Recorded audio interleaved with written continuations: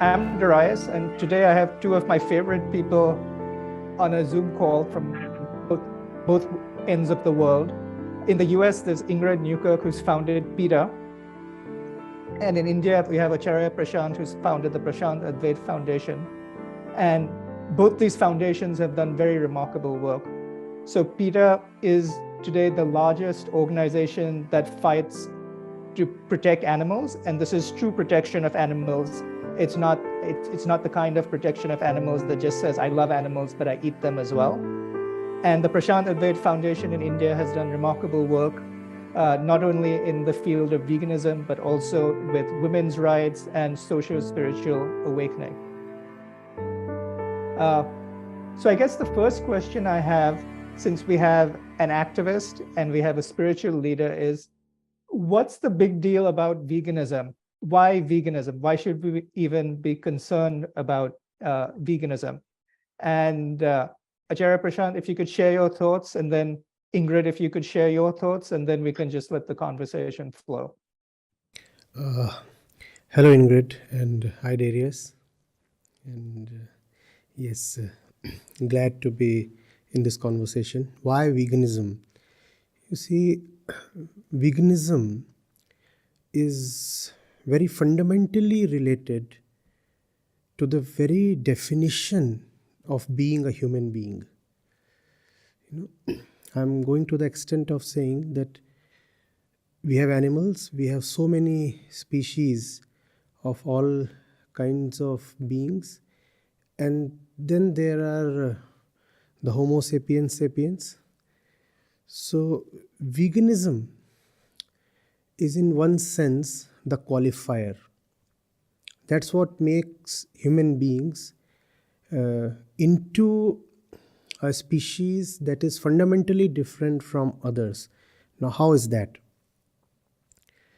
You see, when you are an animal or any other life form, a tree or something, or an insect, a bird, your entire constitution, your life, is dictated by your biological programming.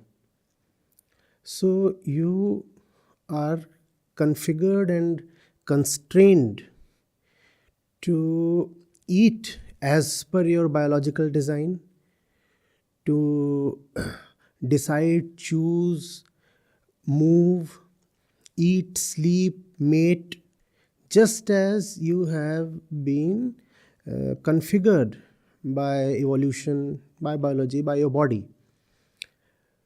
How are human beings different? Human beings are fundamentally different because they are to live not by their body, but by their consciousness. So let's then look at the definition of an animal. An animal is one who lives by the body. And a human being is one who lives by consciousness.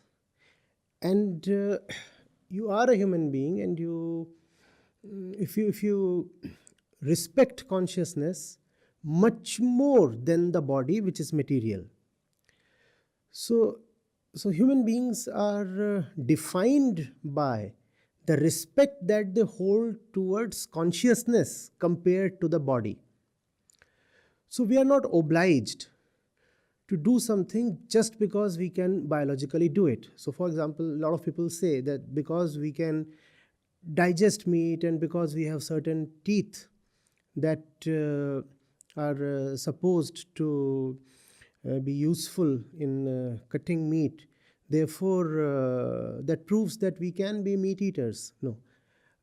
Our life, our choices are to be determined by our consciousness. We respect consciousness. And if we respect consciousness, we cannot kill it anywhere it exists. We cannot hurt it, harm it. We have to rather nurture it. We have to love it. And that's what veganism is about. Wherever there is consciousness, respect it. Do not exploit it. There is consciousness in the bird, in the fish, in the animal, in the tree, obviously in the human beings. Respect that consciousness. When you are slaughtering an animal for food or medicine or leather or whatever, or fun, or just even exploiting it or hurting it, then you are valuing body over consciousness. And if you value body more than consciousness, then you are not a human being at all. Therefore, veganism to me is very central to the very definition of a human being. I'll go so far as to say, if you're not a vegan, you don't qualify to be called a human being. And that's not a dogma. I'm coming from a very logical, well thought out position. So that's what veganism is to me, essential humanity. I agree with so much of what you've said, and I wanted to also thank you for all the work that your foundation has done, because one of the things about veganism to me is that it's against all violence, it's against all exploitation, it's against all harming and prejudice and all these bad things that human beings seem to fall into. And so you have done wonderful things that have affected many different species, including human women. So thank you for all that. I do believe there is a principle that should be followed, and that is that we don't want to be discriminating and exploiting and harming and hurting anyone. It doesn't really matter what color they are, what age they are, what gender they are, what species they are. If they're a living being, then we can either bully them, hurt them, kill them, or respect them and be considerate of them. And certainly we can't eat them, which is a very odd thing that we have decided over time to do, to take a breathing, thinking, feeling person and end their life, cut them into bits, let the blood drain out, and then stick them in our mouths. It's just incredible. Wonderful. And we shouldn't steal from them either and wear the skin they were born in. We shouldn't use them as if they are tools in laboratories to pour chemicals down their throats. And we certainly shouldn't take them away from their natural lives and chain them up and use them in circuses and temples and who knows what, just because we feel like it. That is supremacism. And I think you and I, all of us who are vegans, are against supremacism. Wonderful, very well said. And there's a very interesting word you used, person. What constitutes a person is something that we must take to the population in general. What is the definition of a person? Because in general, we define a person as a human being. If you are a human male, a human female, you qualify to be called a person. But if I call a parrot a person, that would sound weird to a few, cute to a few others, but normal to very few. So a person, if we could see that a person is defined not by his or her body or the species, but by the mere presence of consciousness. Consciousness, the moment it becomes the qualifying criteria, our decisions immediately change. But for that, first of all, we need to have a certain love and respect for consciousness, and that's the reason this little foundation here. Obviously, PETA has done great, remarkable, path-breaking work, and it's several decades old, and I truly, deeply appreciate what PETA has been doing since a long time now, worldwide, also in India. Our foundation is comparatively a nascent one, and it's the consciousness route that we are taking.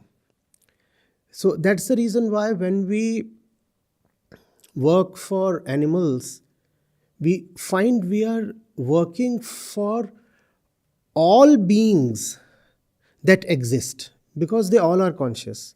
And we find that if we really have to work for animals, then honesty demands that we work for all exploited sections that exist on the planet, be it those who are racially oppressed, or women, or people who are misled in whichever way. And that brings a kind of integrity to our work, a central axis. If you are conscious, then you deserve my respect, because my own welfare lies in me being able to respect consciousness. Why do I suffer? Why does any human being suffer? Because we forget that we are just not the body. The body has its own games, its own agendas. I have my purposes that are separate from the purposes of the body. For example, the body might want to sleep. I might not necessarily agree.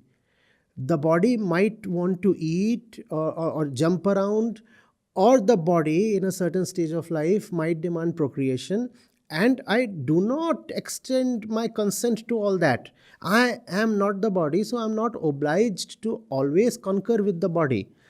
The moment I see I am consciousness, something very magical happens. Wherever consciousness is seen, it becomes an expression of who I am. How can I kill myself then? I look at the rabbit, and in the rabbit's eyes, there is nothing different from what is there in my eyes.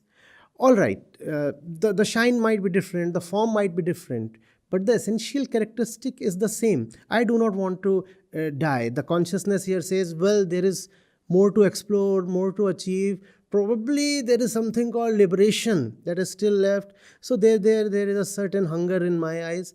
I see a certain hunger in the rabbit's eyes as well. Well, the rabbit might not be demanding liberation. It might just be asking for a carrot. But there is that desire there. So in killing the rabbit, I'm killing a part of myself, something very similar to myself. I could even say I'm killing myself when I kill anybody. If I hurt someone, I'm hurting myself. That's the route and the position that we are taking. And to our surprise, it's been cutting ice. In a short period of time, there have been people, really tough nuts, and chronic meat eaters, for whatever reasons. And they have just been able to come around and do things. But equally, the state of treatment towards animals in India has been deteriorating. India has traditionally been home to the largest number of vegetarians in the world, but now only around 30%, less than 30% of the population is vegetarian. So violence towards animals is on the rise, and insensitivity is rife, especially among the younger people. We're trying to fight it out. Let's see. I think part of it, though, isn't it, is that there is this desire among many young people to emulate what they believe is the Western world. Yes. Whether it's blue jeans or it's music or movies, and that can have a very bad influence. And so I remember going to a wedding in Maryland in the US, and there was an Indian couple, maybe about 40 years old there. And we sat at the same table, and we hadn't gone to the buffet yet. And I said, "Oh, are you vegetarian?" And both of them said, "No, we're not vegetarian." And you think, "I know you are." I said, "Well, we are," meaning my partner and I. We're vegetarian. I thought you might be. And she said, "Well, we usually are." And I thought, you were trying to adjust, thinking that I might find something wrong with you being vegetarian. That's a very sad state of affairs. And what's interesting to me is that the West is moving around this circle and coming back to the position that we shouldn't eat animals and that we shouldn't steal from animals. You know, the milk who the mother cow makes for her baby, her beloved baby. When you talk about consciousness, I always think of the look in those eyes of that mother who is watching her baby being taken away. So some human animal can steal the milk and put it as ghee or butter or cheese or whatever it is. In the West, there is a growing awareness, and maybe some of this is for animals out of concern, and some of it is because of all the devastating information we have been bombarded with about the ill effects of animal milk, eggs, meat on human health. So a selfish reason comes in there. And also because people know they should be caring about the environment. Even if they don't really care, they know they should care.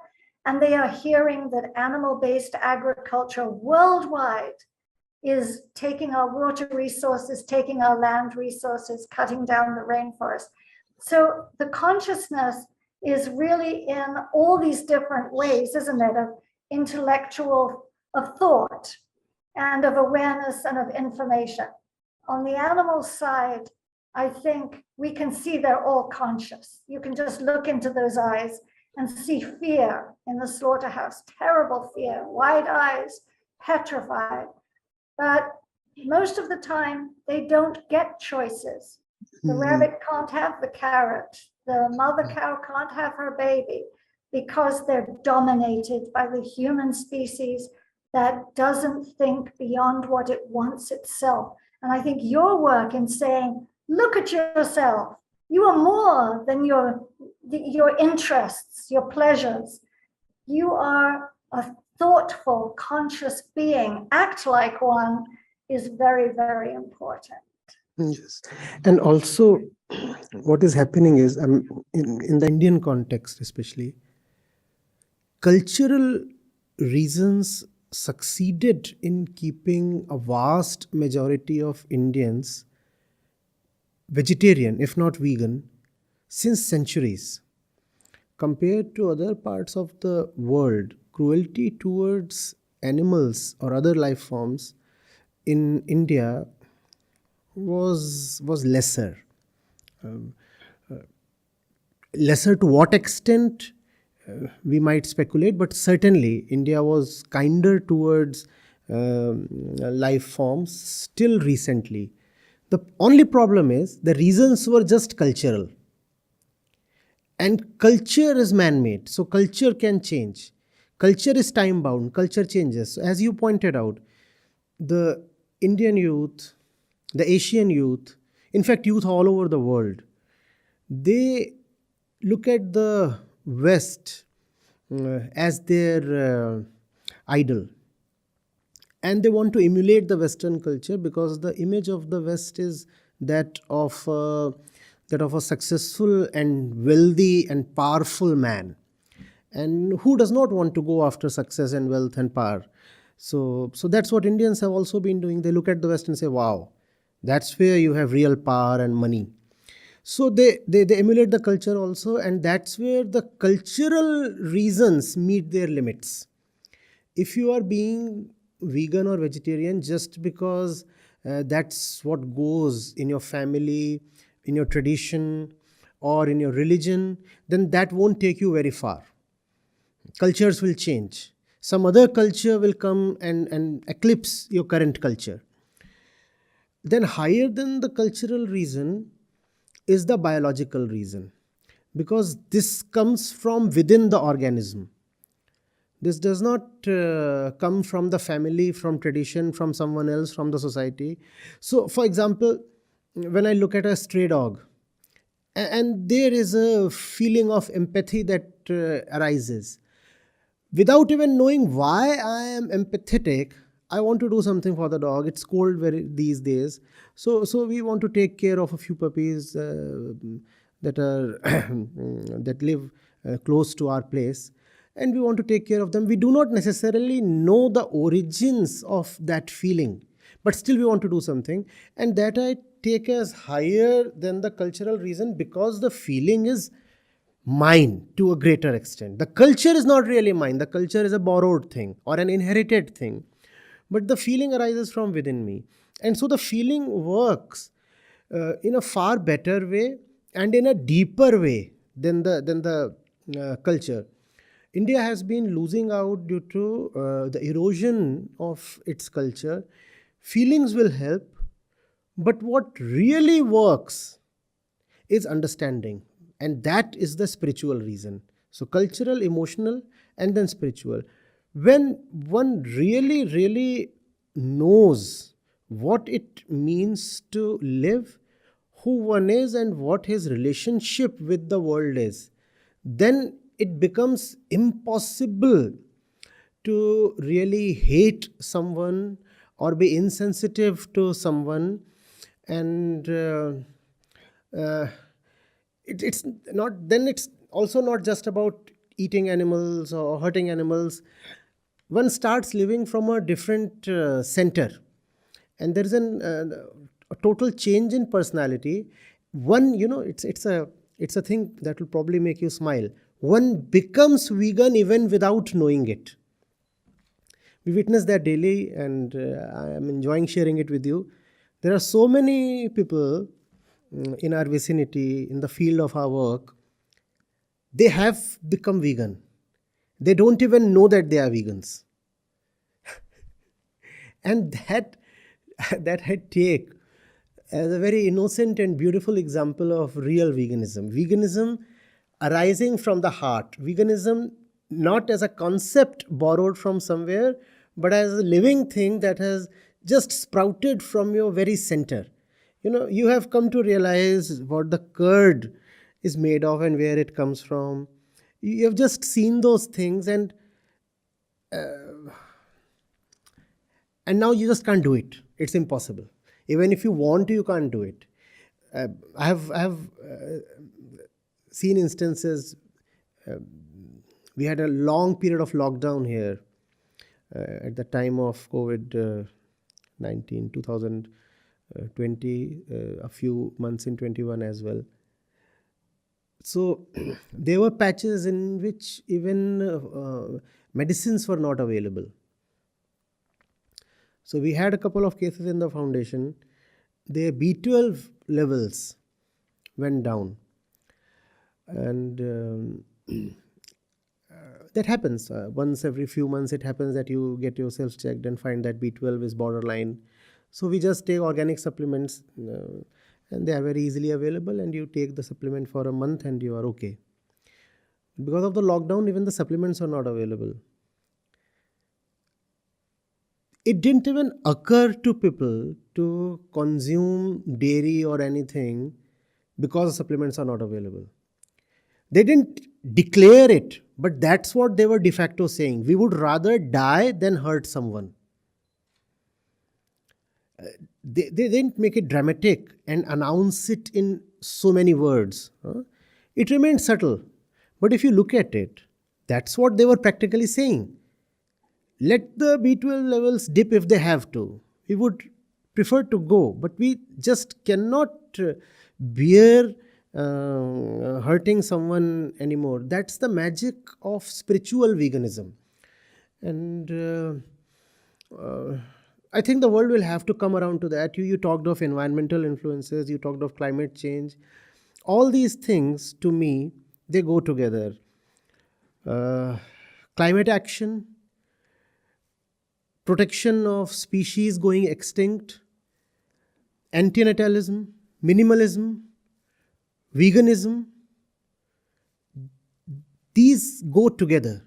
And if the planet is to be saved, there is no option except the bundle of these five. And at the center of these five, to me, lies spirituality, and that's the route we are taking. Success has been mixed. It's just that the reach has to greatly increase. We have been pretty successful in the territory we have been able to cover. The problem is that we have not been able to cover a huge territory. First of all, we are limited to India. Secondly, even in India, because we are relatively nascent, so our reach is still limited compared to the work that needs to be done. Though we have, I think we are per month we are reaching out to no less than 40 to 50 million people, but much more needs to be done. Otherwise, the very existence of the planet, I do not see how far we are going. I think everything we do is vital, and you never know what's going to work. Yeah. Because everybody is affected in a different way. Some people care about one thing, some people don't care about that, but they care about something else. So our approach is a scattershot approach. We'll try humor, we'll try seriousness, we'll try shock. And by shock, I mean we show reality. It's not that we invent this, as we show the photographs and the videos of what actually happens, and that is a shock. I think one of the US presidents once said, people are attacking me for what I say. He said, all I do is I tell the truth. And that is, people are so shocked by it that they attack me. But I think we have to be vigorous. We have to never be timid, never hold back, and never think that changing ourselves is enough. And I think that's what the foundation is so good at, because you say it's not about me, it's not about my family, it's not about, it's about everybody. Most of us, and I speak for myself, no matter how vegan we are, we've done so many things from the time we were born that hurt animals and hurt others. That's true. That we can never make up for it. I can think back to many things that I'm ashamed of now and had no idea at the time. When I was in India, I always said to my mother, I want to ride the Tonga. I never wanted to take my bicycle. I wanted to have the horse because I loved horses, and didn't realize how I was putting that poor animal through this strain for my amusement. I think we all have this baggage. And so it's not enough for us to stop eating and wearing and using animals. We have an obligation to undo some of the bad that we've done. Yes. And to go out and share what we have learned with other people. There's a saying about, who opened your eyes? And I think our obligation is to open as many hearts and minds and eyes as we possibly can. So we create this enormous force, and people should not be hesitant about that. Why are people scared to talk to other people about being vegan? What is that about? You see, it's a question of what one values. I've thought over it a little, tried to examine it. What is it that I value? Do I value the appreciation of the other, the approval of the other, the things that flow to me if I just toe the line of the other? Or do I value love? Do I value compassion? Because of course, obviously there are benefits that come from not speaking up, not coming out. I might be a vegan, but I keep that to myself, and I allow myself a moral green card. I have done well. I am a vegan. I am not hurting anybody. What do I do if my neighbors are all very violent people? I have not caused that. I can do all that. All that stops when I say that if I know of it, that alone is sufficient to make it my responsibility. Also, it is my responsibility to know more and more. It's my responsibility to know more and more of what's going on outside and inside. And once I know of something, if I still don't act, if I don't own up things, then I am a big hypocrite. So that sense, that responsibility, that love has to be awakened. And if that love is not awakened, I just do not see our own species surviving. It's possible that other species somehow manage to survive, at least a few of them, but this one won't. Because we have just gone bonkers. The way we are consuming, we just cannot afford the level of consumption that we have, along with the levels of populations that we have. If I talk of India, we recently became the most populous country in the world. And these 140 crore or so people want to have the same level of per capita consumption as a German or an American. Now that's a very violent kind of multiplication. The quantity of Indians multiplied by the per capita consumption of Americans. There is no way even a dozen Earths can sustain that. And all of that is linked to veganism. It would be great if we could have a basic research seeing the average number of children that vegans have, the average consumption levels of vegans, for example, in terms of fuel consumption, electricity consumption, steel consumption, garment consumption, water consumption, and see that once you are vegan, chances are that you are more pro-life in general, and you are not just being kind towards animals. It's not just about your attitude and behavior and relationship with animals. You just become more human, and you become more survivable, more sustainable.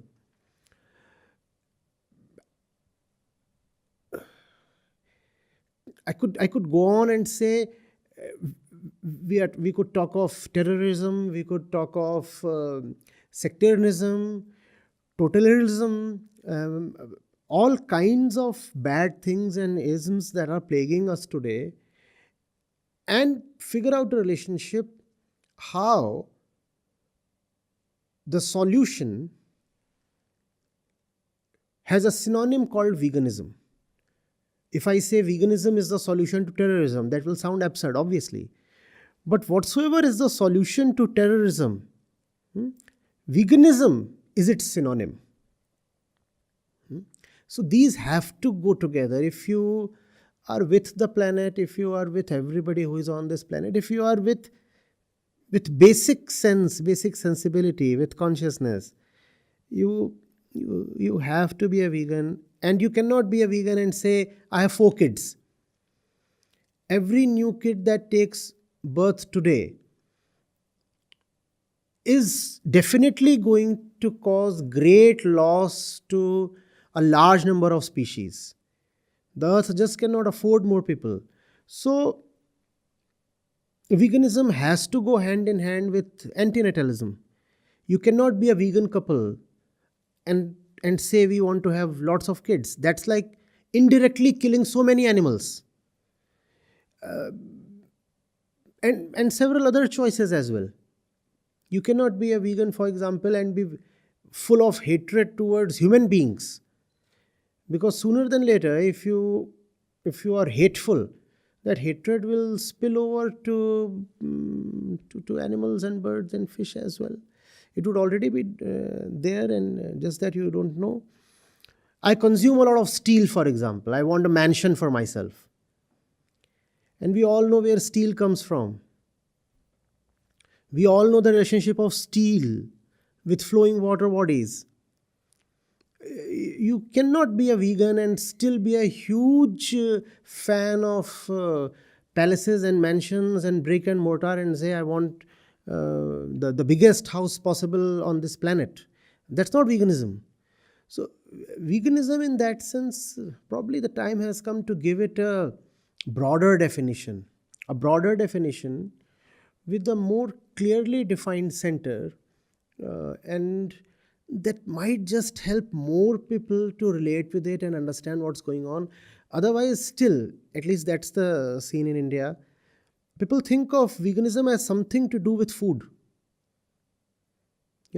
If you don't eat something, you are vegan. Vegans are those who exclude certain food items from their diet. Now, that's such a restrictive definition of veganism. Even as you would say, dyed in the wool vegans, they would talk of veganism as diet and clothes, and maybe attitude towards animals. Okay, I find a stray dog limping, I give it some medical care, so I am a vegan. No, that to me, that's a bit narrow. I'm sure you too have been thinking about it and would throw some light on it. But to me, that's very restrictive, and also that limits its appeal. And also, that's what makes people less empowered. You talked of hesitation that people feel in coming out, the vigor that they lack. Probably this is why. If I can see that my friend over here, if he is not vegan, he cannot be a proper human being, then I'll be impelled to do something about it if I have any kind of relationship with him.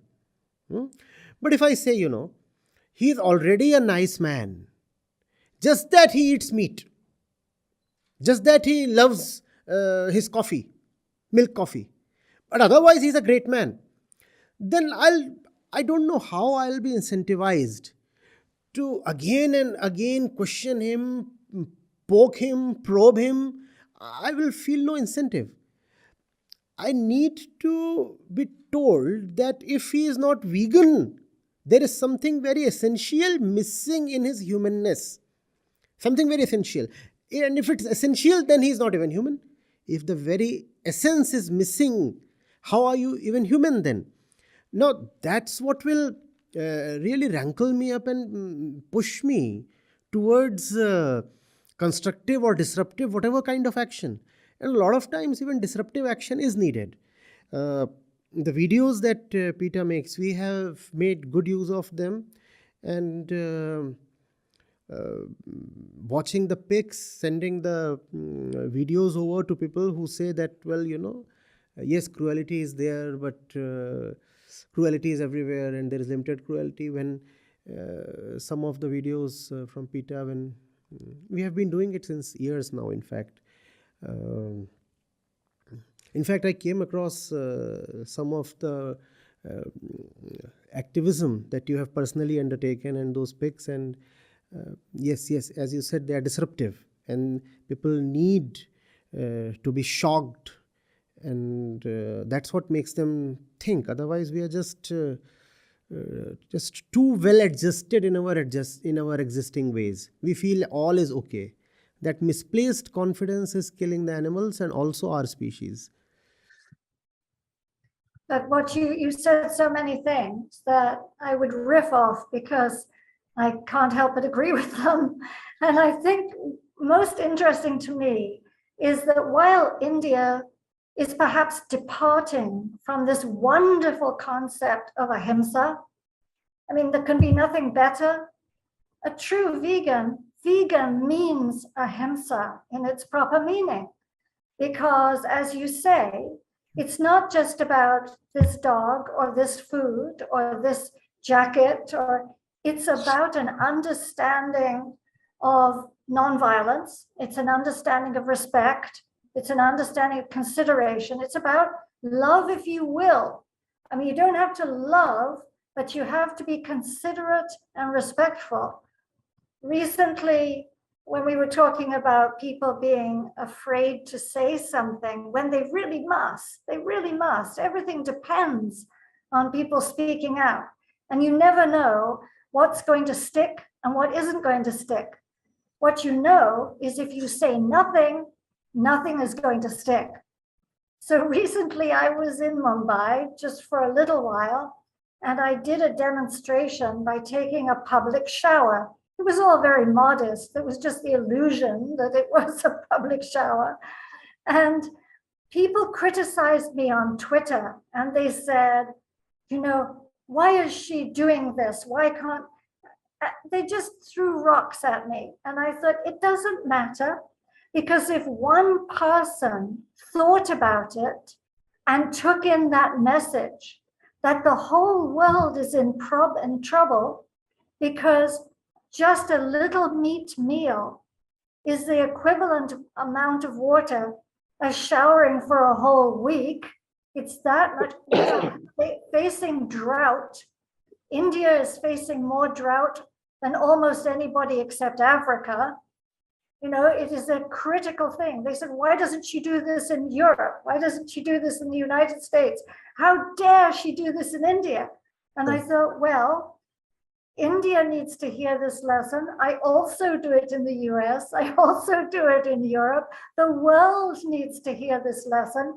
And Europe and the US are using more water than anybody in India, but India will bear the consequences. So we all need to do as much as we can and share our information with each other so we can save ourselves collectively, look after each other as brothers and sisters collectively, and break down these barriers of nationalism, genderism, all these isms that are the wrong isms that are separating us from each other.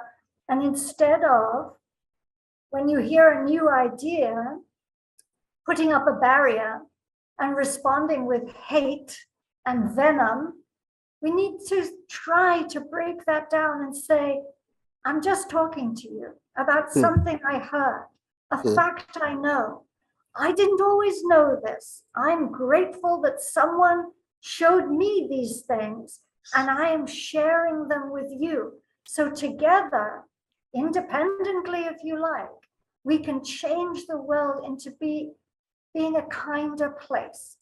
As someone once said, a famous person whose name I can never get right, said there are three things in life that are important. The first is to be kind. The second is to be kind. And the third is to be kind. And if you are kind, that's really all you ever need to do to get through life as a decent person. I honestly believe that. Perhaps you do too. I'm, first of all, not just glad, but actually grateful that you did that in India, in Bombay. India needs disruptive activism of the kind you espouse, and I really wish that you and PETA do much more of that, irrespective of the criticism or even hate that comes your way. I'm sure all of us are strong enough to take that for the sake of several little beings and big beings and human beings. So I'm sure we'll happily take that. And yes, things are going downhill in India. Hate and intolerance and dogmatism of all kinds, and I'm sure you know about all of that. So all that is going hand in hand. Why are you telling this to us? Go and tell this to the Europeans and the Americans. Or why are you telling this to the Hindus? Go and tell the same thing to the Muslims. Or why are you saying these things on our festivals? Go and tell this to the other community on their festival. So these things are happening. And all that is essentially, even more tragic, Ingrid, because one of the greatest Indic religions is veganism. You know, another name for Jainism is veganism. And that's not me saying that. You visit a Jain scholar and he would very gladly say that the Jain philosophy and the Jain code of conduct is just so close to veganism. And Jainism, it is so old that just as a thought, as a stream of thought, it is believed to be older than even Hinduism. And Hinduism in itself is a very, very old religion. So India is that kind of land where spirituality meant ahimsa. Wisdom meant non-violence. There is no name that can be used to sum up all spirituality better than the name ahimsa. And all kinds of unfortunate things are now happening in India. Chicken consumption is India is the fastest growing market for chicken consumption now, and hearts should bleed on hearing this kind of a statistic, when there are many countries where actually chicken consumption or pork or meat that's going down. India of all places is where it is rising. So that's extremely unfortunate, and yes, it's inevitable that in the coming years PETA will have to focus more and more energy on India, because this is where action is needed more and more. You very rightly put that the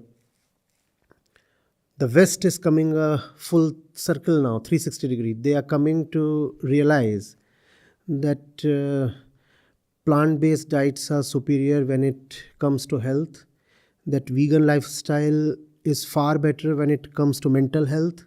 They are seeing all those things, but India is going in some other direction.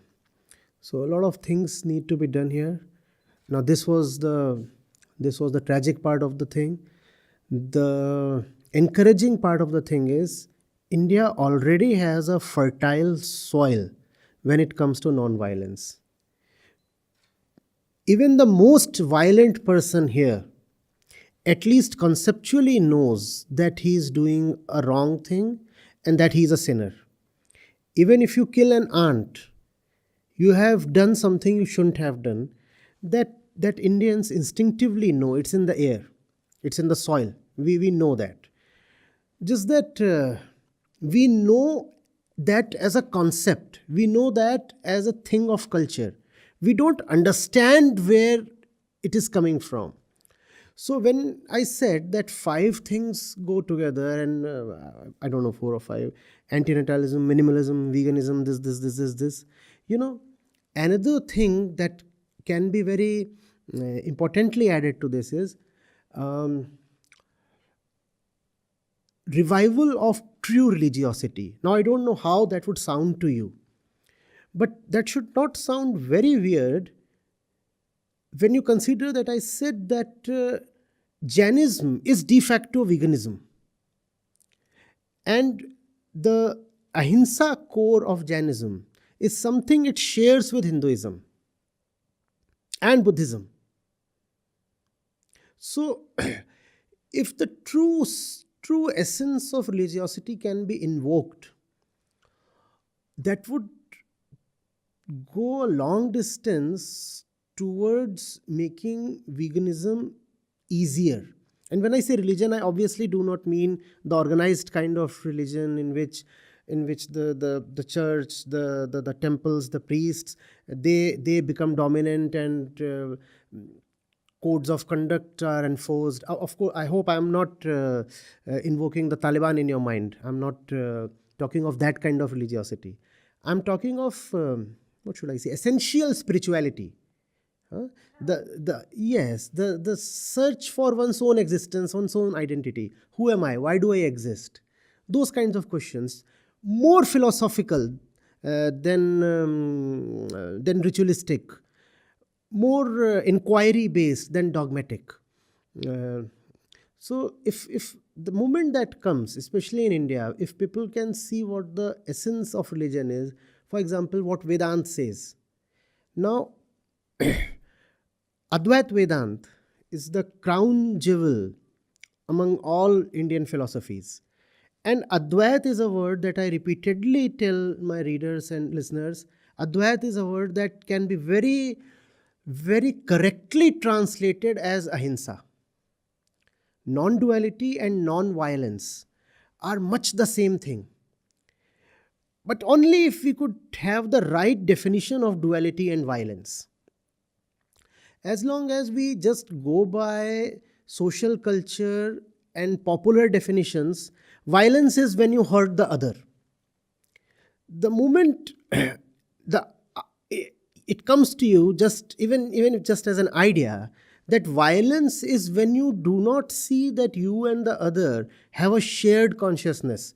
Violence is when you create an otherness with the other, when you make the other as an entity totally separate from you. That's when violence starts. And that when those things start happening, veganism just blooms like a wildflower, unplanted. Nobody planted it, nobody nurtured it, nobody seeded it, nobody put the fertilizers or anything. It just happens. It just happens. And humbly, I would like to say, we have seen modest success. The proportion of people who are associated with us turning vegan is very high. It's just that we need more and more people to whom message can reach. But once the message reaches, the probability that the person will turn vegan is unimaginably high. I won't say 80% or 100%, but very high. I won't be surprised if it's close to 20-25%. So, and turning a vegan in India is made difficult by the doodh dahi culture, especially in North India. So if we find that out of every five people who get to be associated with us for a significant period, at least one is turning vegan, I feel encouraged, and I just want to just push the accelerator, go for vigorous action, as you said, and make the message reach as many people as possible. We don't have time. We just don't have time. So it has to be swift. I was curious that you raised Jainism, because when I was in school, all the children were always asked, what would you like to be when you grow up? And they would say a ballerina, an astronaut. And I would say, I want to be a Jain, because I always thought the values of Jainism were so wonderful. I do go sometimes before the pandemic to give talks at Jain conferences, Jaina in US. And I feel now, since Guru Chitrabanerjee has died, that it's my obligation, again, there's that word, my responsibility, to do all I can to ask Jains particularly to be true to ahimsa, because at the conferences, it's the dude culture that comes to the fore again, and you see long lines for the creamy desserts and the milky this, that, and the other, and very short lines for the vegan food. And I think, come on now, all of us have religious values or ethical values that we say we believe in. Now we have to be strong and curb these carnal instincts that we have, these bodily desires that we have, because they pass. You eat something, you're full. You don't then say, oh, I wish I had had such and such. You're full. So at these conferences, I'm always saying, come on, look at the mother cow, look at the baby, who sometimes they take away and stuff, they kill, they let him starve. They don't do it with their own hand, but they do. And stuff him with straw and put him near his mother, so the mother thinks she's making milk for this dead child. Look, we cannot, for a moment on your lips, you cannot allow this to happen. So those values of religion, of ethics, of morals, of showing, as you say, that we are more than bodily functions. We are a thinking, feeling, sentient being with things we can do to make the world a better place. I think Christian, Buddhist, Jain, Hindu, it doesn't matter. We are all in this together and we must do our best. And we must talk to as many people as we possibly can about doing our best. Especially in India, if you can have a dialogue with Jain scholars, serious Vedantis, and Buddhist leaders, I'm so sure that they'll easily lend their support, and veganism actually is at the forefront of ethics. It is at the forefront of ethics, and the problem that that veganism is tackling is essentially a philosophical problem, even a religious problem. What is man's relationship with the universe, with the sentient universe? What is a human being's relationship with the sentient universe? It's a question, it's a very important question in philosophy that veganism is very successfully answering. So if we engage with streams that have a philosophical base, like Vedanta, like Buddhism, like Jainism, surely the scholars would be willing to come on board and help raise awareness. And once, at least in India, the population sees that there is a moral edge to being a vegan. Moral edge approved by religion. So religious morality. So there is a moral edge to being a vegan. More and more people would want to join in, and yes, a lot needs to be done, and let's see. At least this particular conversation would go to obviously from the PETA side to the PETA channels and to our channel, and there, if I estimate 1 in every 3, 4 or 5 videos deals directly with veganism. And the remaining 2, 3, 4 videos out of 5 where I'm not directly talking of veganism, then there are indirect oblique references. I would, for example, if I have to give an example of cruelty, I would be given the example of a cow, or the same kind of example that you just gave. You know, the cow and the calf and the stuffed body and the milk making machine she's turned into, and enforced insemination and all those things. So doing our bit, and let's see how it turns out. The religious angle, just one last bit from my side because it just occurred to me. I thought I would add it. The religious angle is all the more important when you have an uphill climb like this one. So in the Bhagavad Gita, Sri Krishna, his central philosophy is Nishkam Karma. Do the right thing and don't think of the consequences. So 2 things. 1, do only the right thing. To the best of your ability, find out what is selflessly right.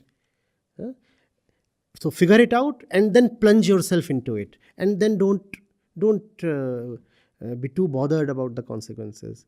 So when you have taken up a mission like veganism, like PETA, I think the philosophy of Krishna becomes really indispensable.